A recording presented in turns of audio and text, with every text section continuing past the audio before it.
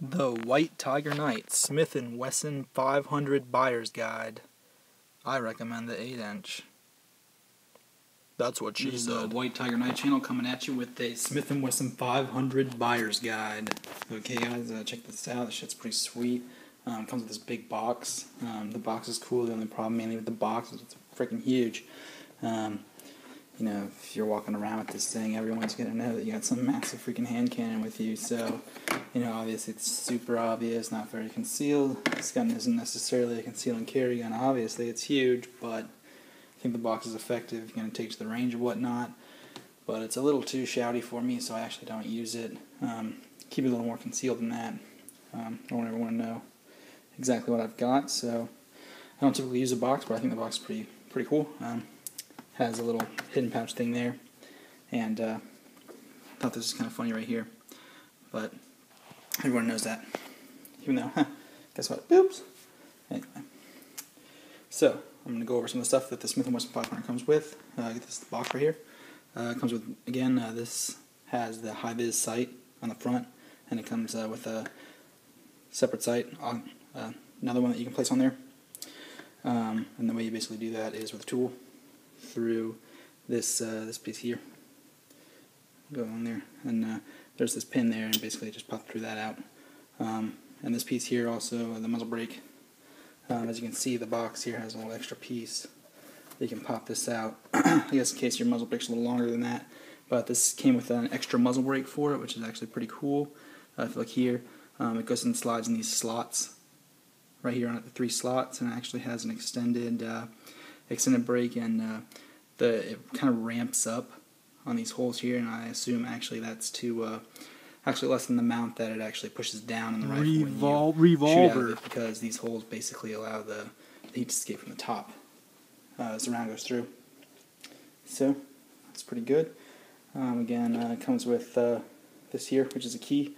I'll show the operation of the key later in the video. You'll probably see that. This right here is the Allen key for the front. Pop that guy out and you can switch these things. That's why I have that from before. And this is a larger piece.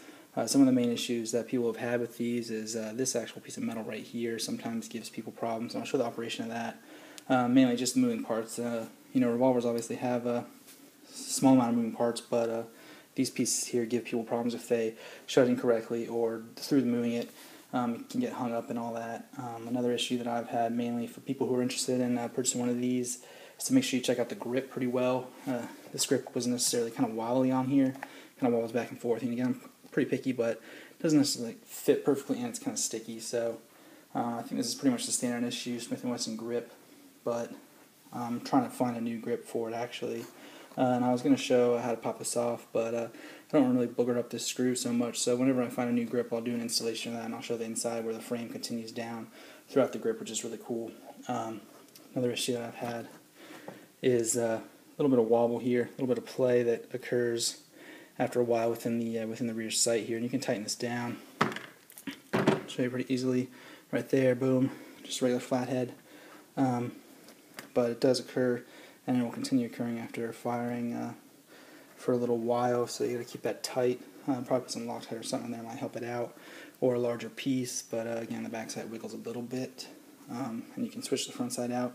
I'm trying to show you real quick how high it is. It's actually pretty sweet. Boom. Works well, especially against a dark target, especially if you have a little bit of light, even if not. But that's that. And you can see you can swap it out for just a regular one if you want. But I think the high vis actually does work well.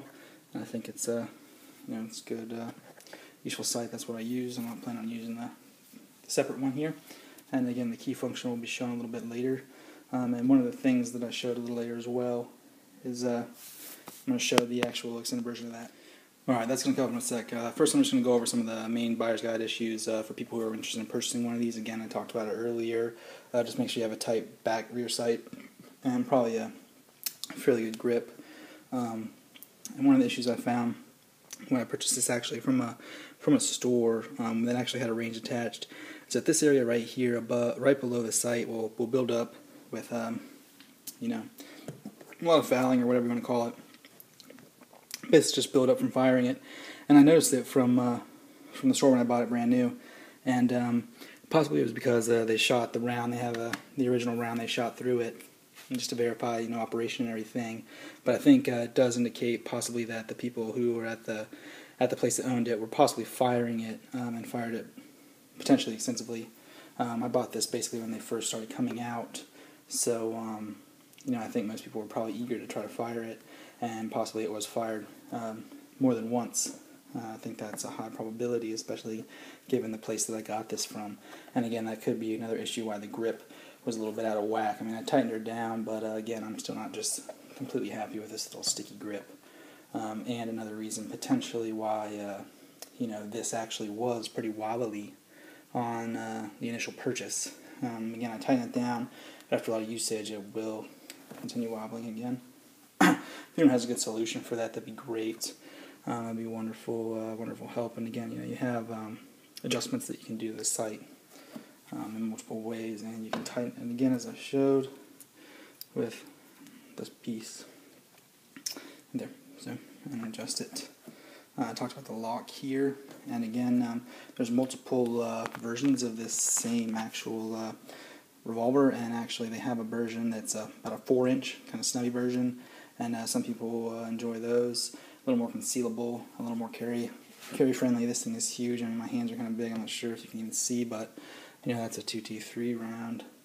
If people can understand, again, we can talk about that a little later, but it's a pretty big gun. Anyway, basically the 4-inch is a little easier for people to carry, but I think it actually has a lot more kick, and they actually even have a longer one with an extended barrel.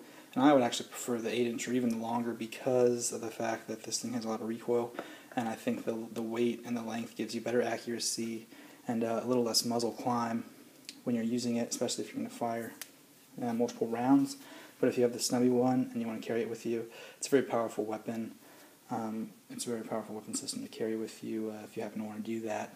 So I think it's great, and again, I'm going to go through some of the issues with the difference between these certain rounds. The main issue, the reason why I got this, is because it is a 50 caliber and the most powerful production handgun. It's important, I think, to note that I think pretty much any animal on the planet can be killed by this. And I think that's really important to understand with the standard 223 round. You can shoot something once, it's not necessarily going to die. So this thing, I think, especially with these larger kind of missile-type bullets, you're pretty much done. So especially if you get in close range, I think it'll be really effective, basically at one shot, one kill. People want to talk about the fact that with these type of guns, you can't shoot multiple rounds in succession, and that's all well and good. But if you're in close range and you get them, you can shoot against someone with, say, a 22 or a 40 cal. I wouldn't want to go up against anyone with one of these with any kind of 40 cal, even a 223, honestly, in close range, because you can hit them twice, but they hit you once with this, and it's over for you. So just keep that in mind, and I think that's the main reason for it. The stopping power. Okay, the stopping power on this thing is beastly, and I think it can really damage even with body armor. I think it'll create serious shock waves and really just destroy. Especially if you're in the woods or you want to go hunting with it. It's an interesting hunting weapon that people have used this for, to kill bears and all kinds of crazy shit in the woods, especially if you get into a situation where you really need it. I think the stopping power can help you tremendously. So that's really the concept here. I think it's great.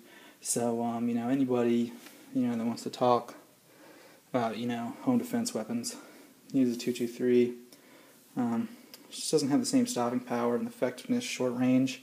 I mean, this problem with this weapon system here is that it's not geared for long range. The 8-inch barrel, I think, helps a little bit with accuracy in the longer ranges, but again, the heavy round and the fact that it is, obviously a revolver is not going to be, getting the 300-yard shots or anything that you can accomplish with an AR-15. But for home defense, if someone walks in your room at night or in your house and they're attacking your family, I think you would probably benefit to have one of these babies by your side. And especially if there's any kind of animals or something larger game when you're out in the woods and you're using a 22 or anything. You might want to get a stubby one in that position because it's hard to carry these things, but it could potentially help you out if you have an issue. So I think they're great stopping power weapons and the most powerful production handgun. I recommend the 8-inch barrel or even longer, honestly, unless you want something you can possibly carry, but I would not recommend this as a carry gun. And it's not necessarily an everyday shooter. The rounds are very expensive. I got this mainly because I was really interested in the stopping power and the fact that it's mainly kind of a collector for me, actually. I don't necessarily just shoot it all day because the rounds are extremely expensive, and it's not necessarily meant for that. I shoot it if I need it, and if I need to shoot it, I think I can, and I think I'll shoot it effectively. So that's what it's for.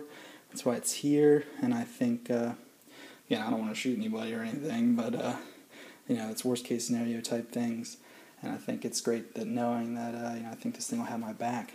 So that's the Smith & Wesson 500. I think it's great. I'll show go ahead and show the details in a sec. Alright, I'm going to go ahead and show you guys the action here, and just some of the some of the ways that people have run into a couple issues. Again, this is the piece that moves here that you go ahead and eject the rounds with, and it gets hung up on a couple things. People have had issues getting hang-ups on this and closing it incorrectly and actually having some snap-offs and issues, but I haven't had any problems with it. I think it works great. And again, if you know how to use it correctly, I think it will work well for you. One other interesting thing that I think is great with this is that it has a little lock here. I think it's awesome. So even if it's fully loaded, you can go ahead and lock her up there, and you can't pull the hammer back, you see, and then you can just go ahead if you ever needed to unlock it, and then you can pull the hammer back and use it as you need. I think it's great because if someone finds it in a room or something and they can't go ahead and shoot themselves with it because you have the key, and if you keep the key on your keychain and there's only one key, then they won't be able to use it against you, and I think against someone else. So I think it's a great way to keep it locked up. Obviously, it's going to keep you from in the pinch getting access possibly, but I think it's a safe way to store it if you want to keep it loaded, especially if there's anyone around who might not know what they're doing with it or treat it responsibly. Again, one of the greatest things about this is that hair trigger. I'll show it here. Whoops, kind of fail on that, but anyway, I'm just going to go ahead and crank it back, and I'll show you the hair trigger on this baby. It's really great.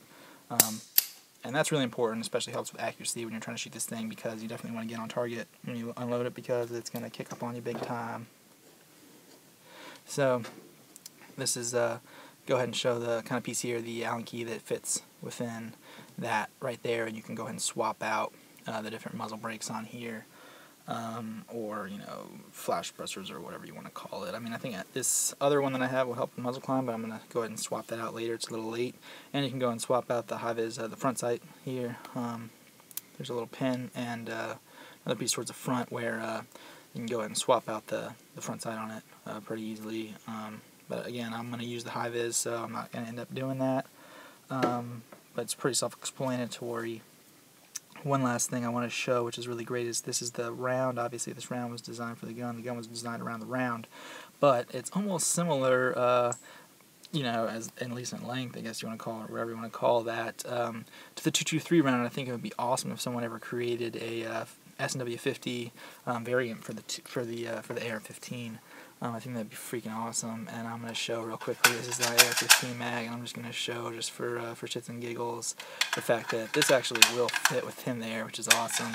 And obviously, we wouldn't be able to keep as many rounds, but I think it would be cool if you had a separate barrel and a separate upper that you could actually potentially at one point use the Smith & W 500 round.